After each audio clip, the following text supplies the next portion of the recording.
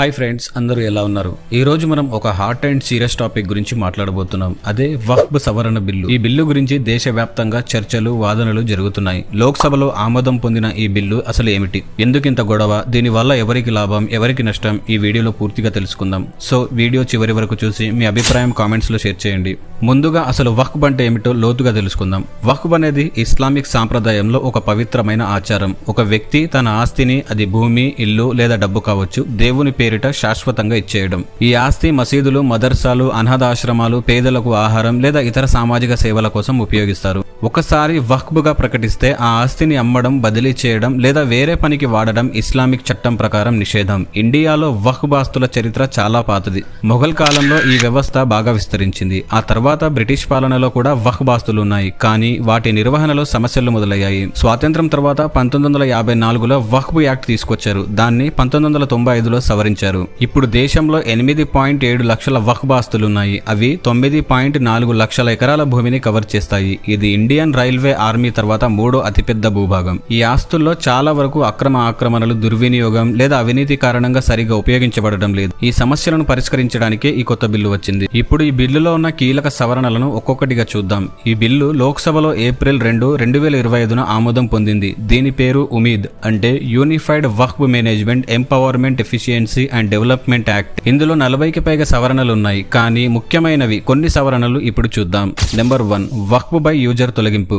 గతంలో ఒక ఆస్తిని చాలా కాలం పాటు మతపరమైన పనులకు ఉపయోగిస్తే అది వక్ఫ్గా గుర్తించబడేది. రిజిస్ట్రేషన్ లేకపోయినా సరే. ఇప్పుడు ఈ నిబంధన పూర్తిగా తొలగించారు. అంటే ఇకపై రిజిస్టర్ అయిన ఆస్తులు మాత్రమే వక్ఫ్గా గుర్తించబడతాయి. నెంబర్ 2, ప్రభుత్వ అధికారం పెరుగుదల. ఇకపై వక్ఫ్ ఆస్తులపై వివాదం వస్తే జిల్లా కలెక్టర్ లేదా రాష్ట్ర ప్రభుత్వ అధికారులు దాన్ని సర్వే చేసి ఏది వక్ఫ్ ఆస్తి, ఏది కాదు అనేది నిర్ణయిస్తారు. గతంలో ఈ అధికారం వక్ఫ్ ట్రిబ్యునల్కు ఉండేది. నెంబర్ 3, వక్ఫ్ బోర్డులో వైవిధ్యం. సెంట్రల్ వక్ఫ్ కౌన్సిల్, రాష్ట్ర వక్ఫ్ బోర్డులో కనీసం 2 ముస్లిం కాని సభ్యులు, 2 మహిళలు ఉండాలని ఈ బిల్లు చెబుతోంది.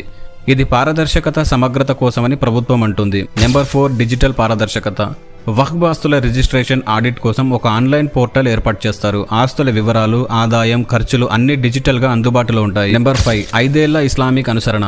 వక్ఫ్ ప్రకటించాలంటే ఆ వ్యక్తి కనీసం 5 ఏళ్లుగా ఇస్లాం పాటిస్తున్నట్లు నిరూపించాలి. ఇది ఆస్తుల దుర్వినియోగాన్ని అరికట్టడానికని ప్రభుత్వం చెబుతుంది. నెంబర్ 6, అప్పీల్ ప్రక్రియలో మార్పు. వక్ఫ్ ట్రిబ్యునల్ నిర్ణయాలపై అప్పీల్ ఇకపై హైకోర్టులోనే వేయాలి, లోయర్ కోర్టుల్లో కాదు. ఇది వివాదాలను త్వరగా పరిష్కరించడానికి ఉపయోగపడవచ్చు. ఈ సవరణలన్నీ అవినీతిని తగ్గించడానికి ఉద్దేశించినవని ప్రభుత్వం చెబుతుంది. మరి అంతా బానే ఉంది, ఎందుకు వివాదం అంటే అసలు ఈ బిల్లు గురించి ప్రభుత్వం ఏం చెప్తుందో చూద్దాం. వక్ఫ్ ఆస్తులను సమర్థవంతంగా నిర్వహించడానికి, పేద ముస్లింలకు లాభం చేకూర్చడానికే ఈ బిల్లు అని ప్రభుత్వం చెప్తుంది. అయితే ఈ బిల్లుని కొంతమంది ఎందుకు వ్యతిరేకిస్తున్నారు, వాళ్ళు చెప్తున్న కారణాలేంటో చూద్దాం. నెంబర్ 1, మత స్వేచ్ఛపై దాడి. రాజ్యాంగంలోని ఆర్టికల్ 26 ప్రకారం మత సంస్థలను నిర్వహించే హక్కు ముస్లింలకు ఉంది. ఈ బిల్లులో ప్రభుత్వం జోక్యం, ముస్లిం కాని సభ్యుల చేరిక వల్ల ఆ హక్కు ఉల్లంఘన అవుతుందని ఏఐఎంఐఎం నేత అసదుద్దీన్ ఓవైసీ అంటున్నారు. నెంబర్ 2, ఆస్తుల స్వాధీన భయం. జిల్లా కలెక్టర్కు అధికారం ఇవ్వడం వల్ల వక్ఫ్ ఆస్తులను ప్రభుత్వం స్వాధీనం చేసుకుంటుందని ప్రతిపక్షాలు ఆందోళన వ్యక్తం చేస్తున్నాయి. నెంబర్ 3, రాజకీయ agenda. Congress, Samajwadi party, TMC వంటి పార్టీలు దీన్ని బీజేపీ యొక్క ముస్లిం వ్యతిరేక ఎజెండాలో భాగంగా చూస్తున్నాయి. లోక్సభలో ఈ బిల్లుపై తీవ్ర వాదనలు జరిగాయి. చాలా మంది ఎంపీలు దీన్ని జేపీసీ అంటే జాయింట్ పార్లమెంటరీ కమిటీకి పంపాలని డిమాండ్ చేశారు. మరోవైపు బీజేపీ మరియు ఎన్డీఏ మిత్రపక్షాలు దీన్ని సమర్థిస్తూ ఇది ముస్లిం సమాజంలోని పేదలకు, మహిళలకు ఎక్కువ లాభం చేకూరుస్తుందని అంటున్నాయి. కేంద్ర మైనారిటీ వ్యవహారాల మంత్రి కిరణ్ రిజిజు గారు ఈ బిల్లును సంస్కరణాత్మక చర్యగా పిలిచారు.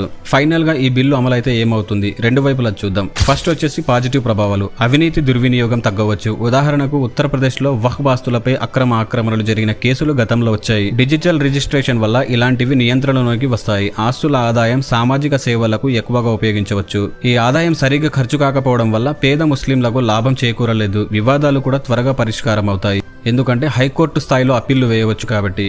తర్వాత నెగిటివ్ ప్రభావాలు. వక్ఫ్ బోర్డుల స్వాయత్తత తగ్గిపోతుంది. ప్రభుత్వ జోక్యం పెరిగితే ముస్లిం సమాజంలో అసంతృప్తి పెరగవచ్చు. ఆస్తులపై కొత్త వివాదాలు తలెత్తే అవకాశం ఉంది. ఉదాహరణకు ఒక ఆస్తి వక్ఫ్దా లేక ప్రభుత్వం ఆస్తి అని కలెక్టర్ నిర్ణయిస్తే దాన్ని సవాలు చేయడం కష్టమవుతుంది. మరి భవిష్యత్తు ఏమిటి? ఈ బిల్లు ఇంకా రాజ్యసభలో ఆమోదం పొందాలి. అక్కడ ప్రతిపక్షాలు బలంగా ఉన్నాయి కాబట్టి మరిన్ని చర్చలు, సవరణలు రావచ్చు, లేదంటే కోర్టుల్లో సవాలు చేయబడే అవకాశం ఉంది. సో ఫ్రెండ్స్, వక్ఫ్ సవరణ బిల్లు 2025 గురించి పూర్తి వివరాలు ఇప్పుడు మీకు తెలిసాయి. మీ అభిప్రాయం కామెంట్స్ లో తప్పకుండా చెప్పండి. ఈ వీడియో నచ్చితే లైక్ చేయండి, షేర్ చేయండి, సబ్స్క్రైబ్ చేసి బెల్ ఐకాన్ ప్రెస్ చేయండి. నెక్స్ట్ వీడియోలో మరో ఇంట్రెస్టింగ్ టాపిక్ తో మళ్ళీ కలుద్దాం. Bye bye.